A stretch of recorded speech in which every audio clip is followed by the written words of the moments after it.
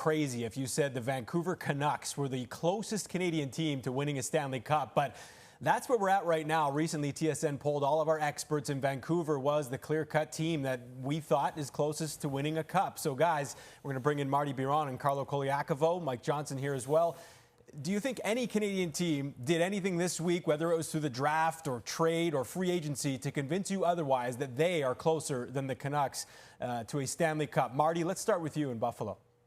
I do love the Vancouver Canucks, but I'm going to give credit to what the Winnipeg Jets did, bringing in Paul Stastny. That's going to help tremendously a guy like Patrick Laine. They re-signed their backup goaltender, Laurent Brossoit, which is going to help Connor Hellebuyck continue on his Vezina winning campaign. Dylan DeMello on the back end. So I like Winnipeg, and I always thought that Winnipeg was closer to winning a cup than anybody else in Canada. And I think Stastny and the rest of those moves are going to help them again. Yeah, it's funny how Winnipeg sort of trended in a different direction than since 2018. Carlo, how about for you? Has any Canadian team convinced you otherwise? As of today, no. I mean, I would put the Toronto Maple Leafs up there, but I don't think they've done enough yet, and it still remains to be seen what they do to patch up that blue line.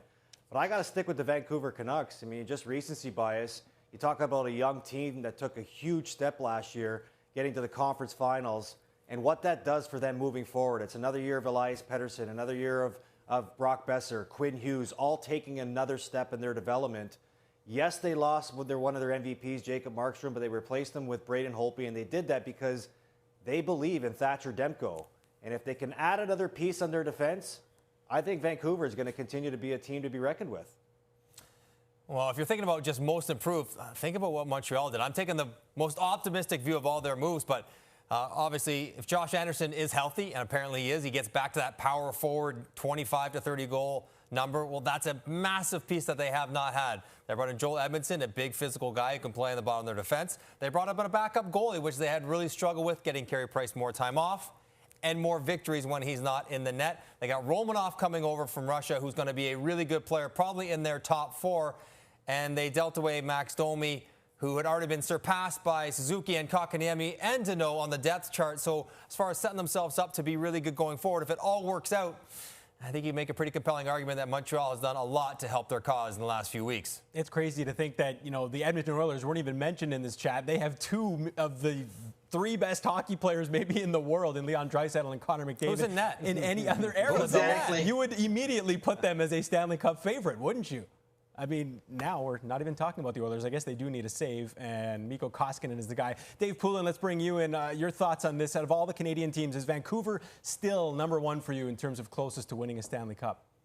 Yeah, I think they are, Glenn. I really do, judging from the year this year, obviously. But I like their young core players. I think they've battled. They've added some really nice pieces. They've got some work to do to figure out the financial side of it. But I really like the addition of Braden Holtby to Thatcher Demko. What we saw from Thatcher Demko, and this kid came in with a high pedigree. I mean, he was a second-round pick, but, he was a big-time player as a World Junior guy and all the way along. So I like what they've done. I like they've supplemented him.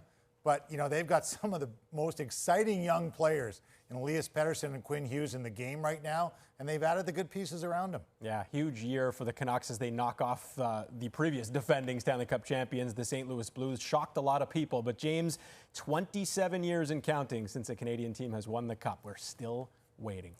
Yeah, hopefully one of these days. Carlo, by the way, added a kitchen appliance next to his spatulas. Don't think we don't notice these things. You can't fix your set. It's an Instapot. You put an Instapot next to his spatulas. What, every time we cut back to him, he's going to have a new appliance. I'm trying to cook some dinner, James. It's been a long day for me. Come on. Italians don't use Instapots, do they? Save some for us.